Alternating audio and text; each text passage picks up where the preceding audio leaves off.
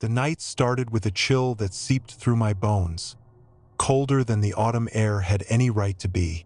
I was out in the middle of nowhere, camping alone in a remote area near the woods. It was supposed to be an escape, a chance to clear my head and find some peace. But as the sun dipped below the trees, casting long, eerie shadows across the forest, I could feel the unease settling in. I was far from anyone, far from any help, and as the last light faded, I realized just how isolated I was. The silence was what got to me first. In any normal forest, even at night, there's usually the sound of animals moving through the underbrush or the calls of night birds. But here, there was nothing, just an oppressive quiet, so deep that even the slightest sound seemed amplified.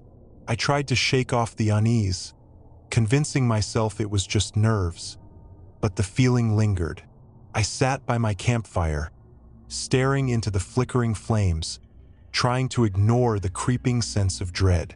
That's when I heard it, a faint rustling in the bushes behind me. I froze, ears straining, trying to convince myself it was just a small animal. But the rustling didn't sound right. It was slow, deliberate, like someone or something was trying to be quiet but not quite managing it. I turned slowly, holding my breath as I scanned the darkness just beyond the reach of the firelight. At first, I couldn't see anything. But then, out of the corner of my eye, I caught a glimpse of something moving between the trees. It was low to the ground, creeping forward, barely visible in the shadows. My heart pounded, and I tried to convince myself it was just a deer or some other harmless animal. But as it moved closer, I realized it wasn't an animal I'd ever seen before. Its body was thin, too thin, like it hadn't eaten in weeks. The limbs were long and unnaturally twisted, and its skin was pale, almost gray, blending in with the shadows. I could only catch glimpses of it as it slunk between the trees, but what I saw was enough to make my blood run cold. I backed up slowly, keeping my eyes fixed on the thing in the trees, afraid that if I looked away, it would come closer. The creature stopped moving, crouching low, watching me. I could feel its eyes on me, even though I couldn't see them. And then, in a voice that made my skin crawl, it spoke.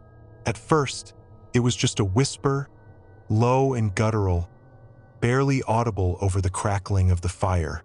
But then it spoke again, louder, and my blood went cold. It was my voice, but twisted, distorted, like it was trying to mimic me. "Help me?" It whispered, drawing the words out in a sick, mocking tone. "Help me?"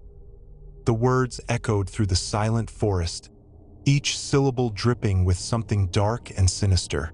I took another step back, my heart pounding, and the creature took a step forward, coming into the light just enough for me to see it more clearly. It looked almost human, but not quite. The skin hung loose on its frame, stretched tight over bones that jutted out at odd angles. Its face was a twisted mask, half covered in shadow, with eyes that seemed too large, too black, staring right at me. The mouth stretched into a grin that was too wide, revealing rows of jagged teeth that seemed to shine in the firelight. "Come closer," it whispered, still using my voice, twisting it into something dark and wrong.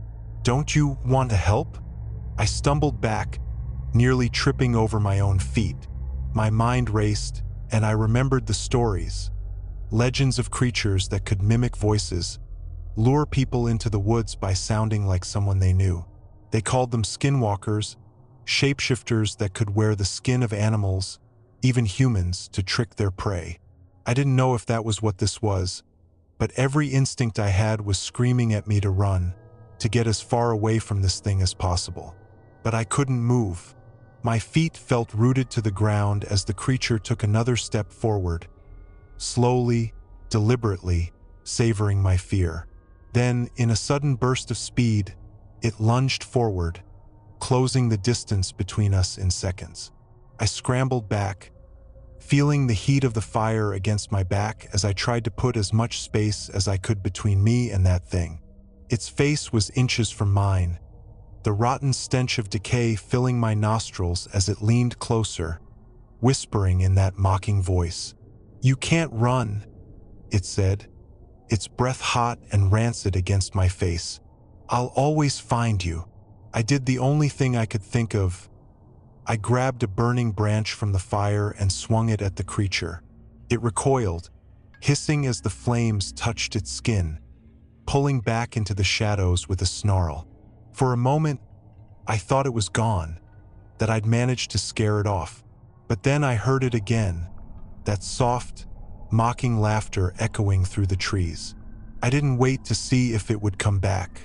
I grabbed my things and ran, crashing through the underbrush, not caring about the noise, just desperate to put as much distance as possible between me and that thing.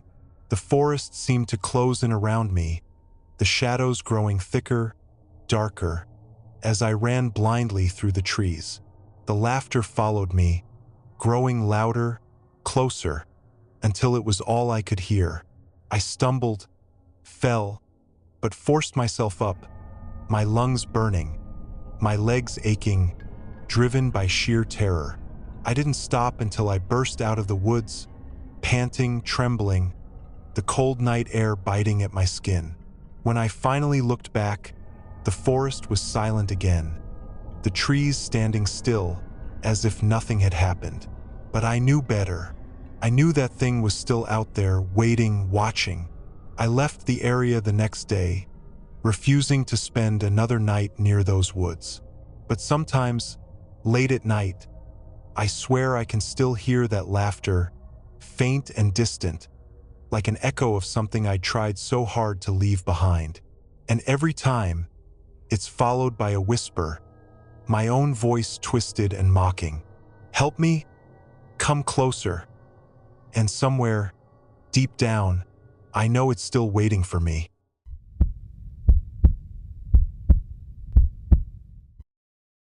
It was a cold, gray autumn evening when I finally reached my grandma's house in the middle of the woods.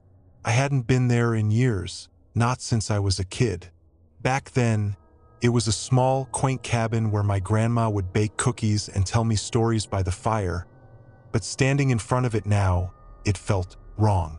The paint on the wooden walls had faded and chipped, and the roof sagged like it was tired of holding up.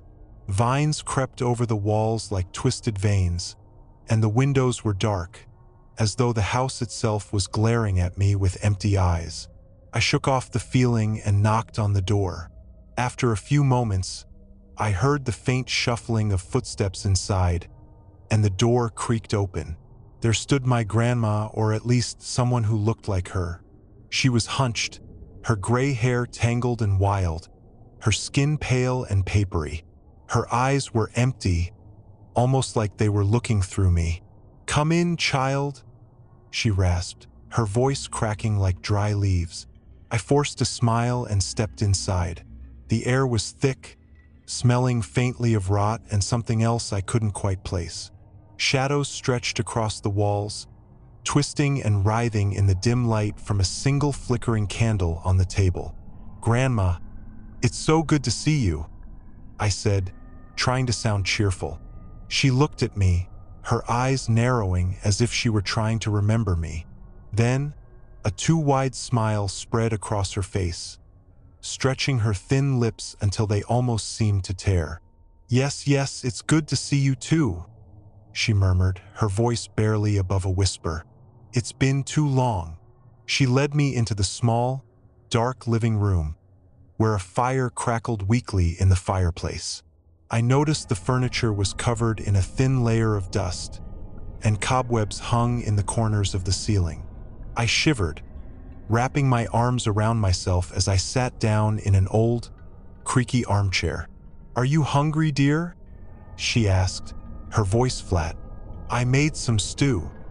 Sure, that'd be great," I replied, though the thought of eating anything in this place made my stomach turn. As she shuffled off into the kitchen, I took the opportunity to look around. My gaze landed on a framed photograph on the mantelpiece.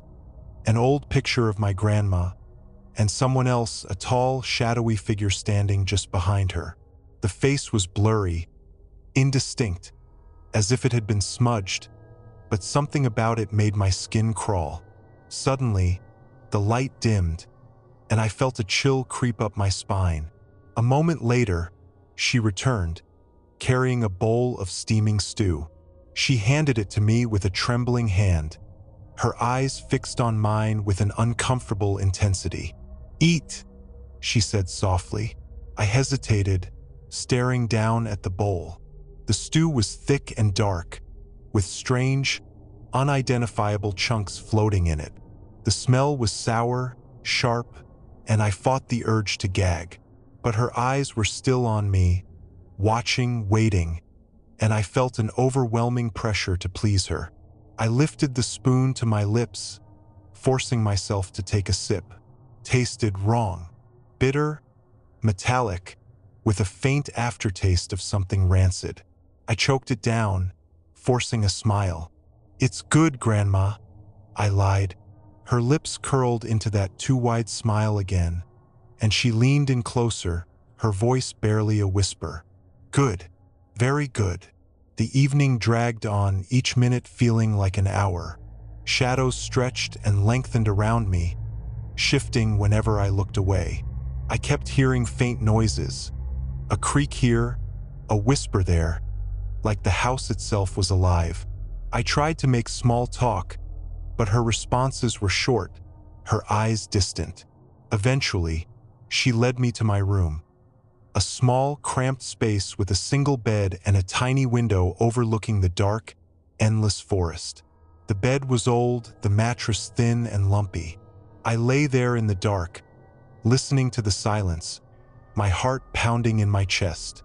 I don't know how long I lay there, staring at the ceiling, before I heard it. A soft, scratching sound, coming from somewhere in the house. It was faint at first, barely audible, but it grew louder, more insistent, like something was clawing at the walls. I held my breath, straining to listen, as the sound crept closer, moving down the hallway toward my room. And then it stopped, right outside my door. I froze, my body tense, every nerve screaming for me to stay silent. I could feel something on the other side of the door, something dark, something wrong. And then I heard it. "Jack?" It was my grandma's voice, but twisted, warped, as though something else was speaking through her. The door handle rattled, and I clamped my hand over my mouth, stifling a scream. The handle jiggled again, and the door creaked open just a crack. In the sliver of moonlight that slipped through the window, I could see her, standing in the doorway, her face half hidden in shadow. Her eyes were wide, unblinking, fixed on me with a terrifying intensity. She opened her mouth, and a raspy, inhuman voice poured out. "You shouldn't have come back," it hissed, the words like nails scraping across my mind. I wanted to scream, to run, but I couldn't move, couldn't breathe. And then, as suddenly as she had appeared, she turned and shuffled back down the hallway, disappearing into the darkness. I lay there, trembling, too terrified to move, until the first light of dawn crept through the window. The house was silent, empty, as though nothing had happened. But I knew I couldn't stay there another night. I grabbed my things, rushing down the hallway and out the door without looking back. But as I stepped off the porch, I felt it, that same cold, heavy presence, watching me from the shadows. I glanced back at the house, and there, standing in the window, was my grandma. But it wasn't her, not really. Her face was twisted, her eyes empty and hollow, and that same wide grin stretched across her face. She raised one hand, waving slowly, as if bidding me goodbye. I turned and ran, sprinting through the forest, my heart pounding in my chest. I didn't stop until I was miles away, until the twisted, shadowed trees gave way to the safety of the road. I never went back to that house, but sometimes, in the dead of night, I still feel it. The weight of that thing's gaze, the chill of its presence, like it's still watching me, waiting for the day I'll return. And I know, deep down, that it's still there, lurking in that dark, rotting house, waiting for its next visitor.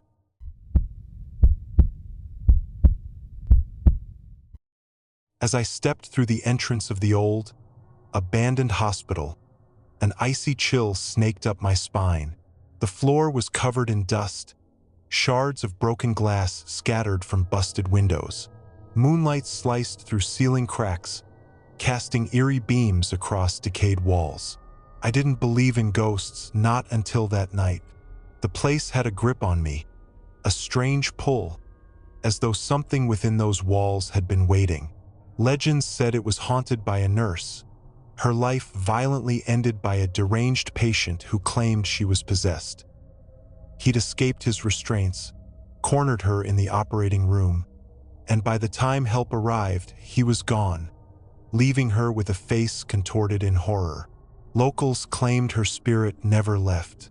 Stepping further into the main hall, each creak of the floor echoed ominously. The air was thick, damp, with a metallic odor that left a bitter taste, as if I were breathing in something dark and ancient.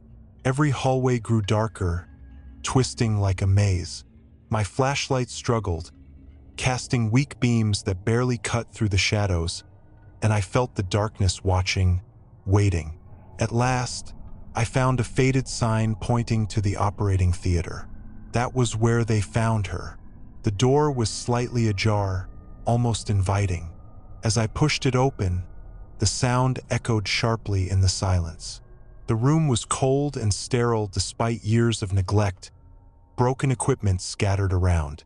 But what drew my gaze was the metal table in the center, rusted chains dangling like sharp teeth.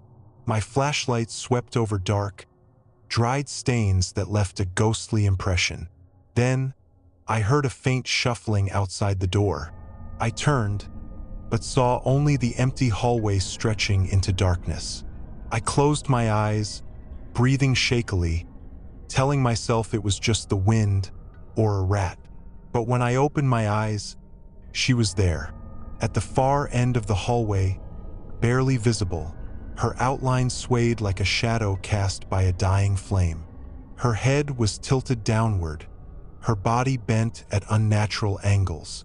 "Hello," I called, my voice lost in the silence. She didn't respond. Instead, she began moving, dragging her feet slowly.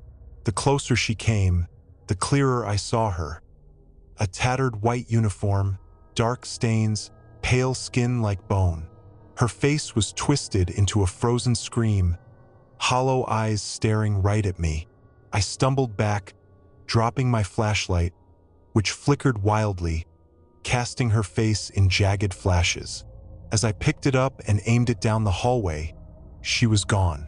Silence closed in, thick and suffocating, but my legs felt rooted to the spot. Then I heard a soft whisper, my name, so close I felt breath on my ear. I spun around, heart racing, but no one was there. Shadows danced, swaying in mockery, as the whisper grew louder, echoing around me. "Help me?" I backed away, desperate for an exit, but the walls stretched and twisted around me. Every door was locked. The hallways led nowhere. Panic took over, my breath short as whispers grew louder, filling every inch of space around me.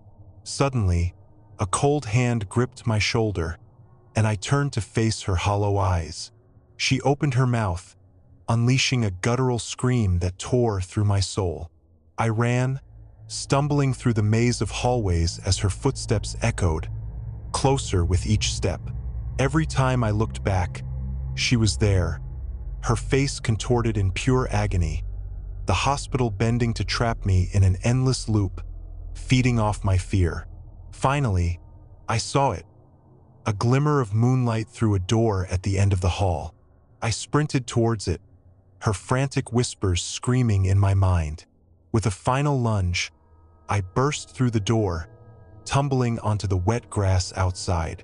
I looked back, expecting her in the doorway, but the hospital stood silent and still, as if untouched by the living or the dead. My chest heaved as I caught my breath, yet I still felt her presence lurking, watching from the shadows. Back in my car, I started the engine and looked in the rearview mirror. My blood ran cold.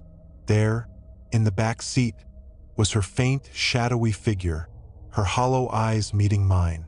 Her voice echoed one last time, soft and pleading, "Help me?" The engine roared to life, and I sped down the road, her face fading into the shadows. Yet even now, in quiet moments, her whisper lingers, a haunting reminder that some spirits are never truly laid to rest.